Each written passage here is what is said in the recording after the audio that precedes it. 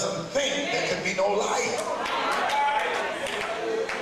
So when you begin to comprehend, when he said in the beginning was the Word, and the Word was with God, and the Word was God. Well, in the 90s, the churches began to emphasize one aspect of the word logos, and even some of them named their churches word churches. Every apostolic church is a word church, but they began to name their churches word churches from the word logos.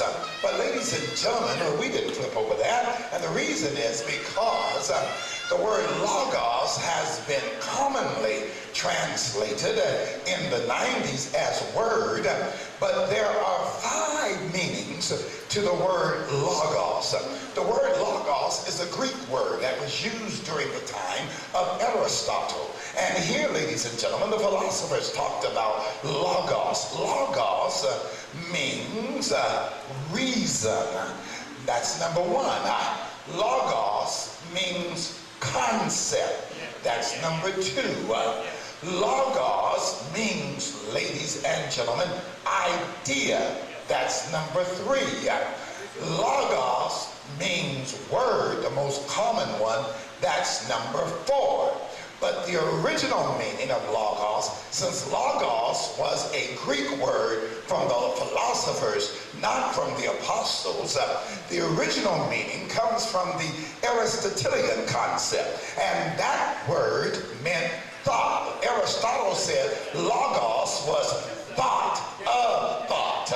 So when you deal with the word logos, you're dealing with thought of thought. So when we read in the beginning was the Word, remember we're translating from logos, and we call it word. But Aristotle said, hold up. He said, really, if you all are going to try to speak some Greek or teach from it, then get what the root is. And that is thought of thought. So let's see how it works. In the beginning was the thought of thought, and the thought of thought was with God, and the thought of thought was God. Now, ladies and gentlemen, I think that Aristotle has something there. However, I never read in my studies where Aristotle received the Holy Ghost. So the Holy Ghost brings revelation. And revelation says, Mr. Aristotle, you have divorced God. He calls God the prime mover, and he makes God an abstract, like one of the billionaire women on television. But anyway, that God is just an abstract.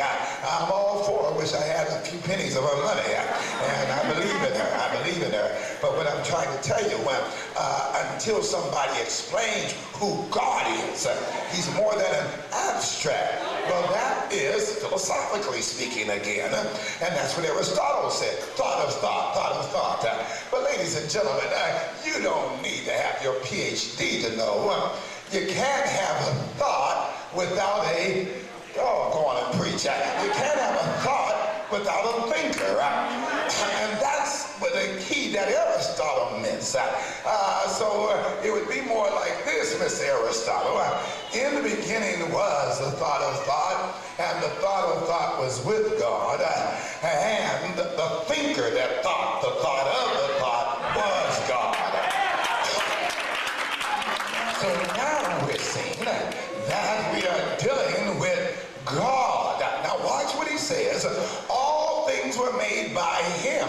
By who? The thought of thought, the logos, the word. All things were made by him, and without him was not anything made that was made. And so the creator then is the thought. God, not the thought of God, the God who is the thought. It is the thought that creates. Ladies and gentlemen, when you begin to talk about, he said all things were made by him, by the thought. The reason that some of us don't make anything, we don't think anything. You have to think. And then a lot of us are thinking, but your problem is you don't think it out. You got to think it out. It's not enough to just have it in you. Think it out.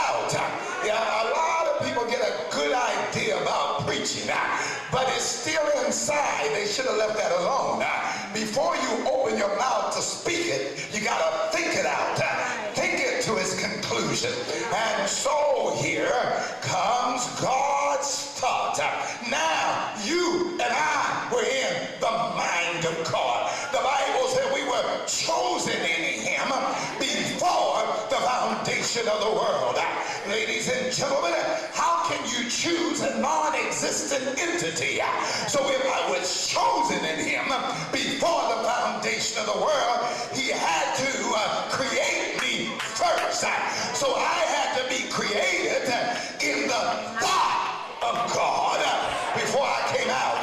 And here, brothers and sisters, I'm trying to get you to see that you have been on the master's mind.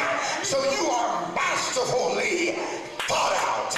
Every part of your life has been masterfully conceived by God. And what you have done and where you have been and how you have fallen and how it looked like you could not get up. The reason that you are here today is because before you ever went through the test or the trial, God had already thought how you would get out. Before you ever went down, God already thought how you would get up. Before you ever lost, God already thought how you would gain. And so today, if you are going to pursue, you've got to return to Bethel. Return to the original thought of God and get what God told you you were going to have in the beginning. Oh, praise the name of the Lord. So, brothers and sisters, ladies and gentlemen, sit down if you can. Hear what I'm trying to tell you. Here, the original place of your creation is the thought of God. You were in the mind of God before you were in the spermatozoa of your daddy. You were in the mind of God before you ever touched the womb of your mother. You were in the mind of God before you ever became an embryo or a fetus. You were in the mind of God. And the only reason, you see, ladies and gentlemen, the only reason why you are here today